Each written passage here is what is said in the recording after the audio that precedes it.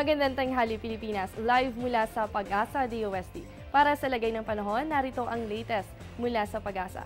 Kaugnay sa sama ng panahon, ayon sa huling datos ng Pag-asa, namataan ito 110 km east ng Katarman, Northern Samar.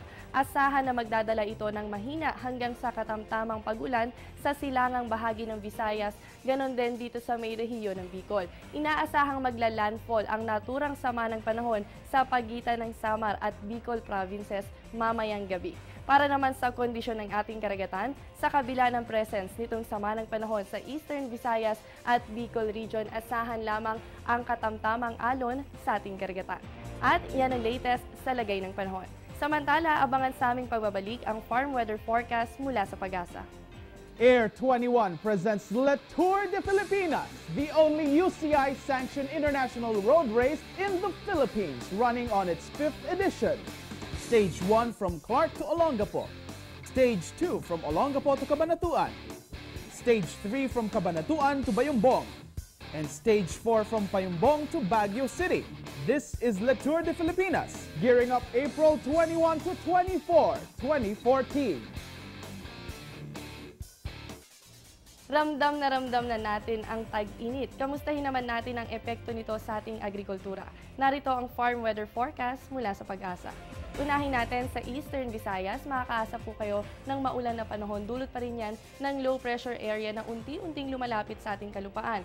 Kaya naman ang upland farm natin ay may temperaturang 22 to 27 degrees Celsius, habang lowland farm natin ay merong 23 to 32 degrees Celsius.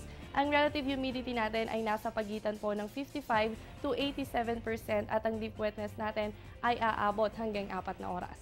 At para naman sa natitirang bahagi ng bansa, asahan po ang partly cloudy to cloudy skies with isolated rain showers or thunderstorms. Kaya naman po ang upland farm natin ay may 16 to 26 degrees Celsius, habang ang lowland farm naman natin ay may 23 to 35 degrees Celsius. Ang relative humidity natin ay nasa pagitan ng 45 to 85% at ang leaf wetness natin ay aabot hanggang 4 na oras. Regular nating diligan ang ating mga pananim para mapanatili nito ang moist na kondisyon sa kabila ng tag-init. At yan ang farm weather forecast mula sa Pag-asa.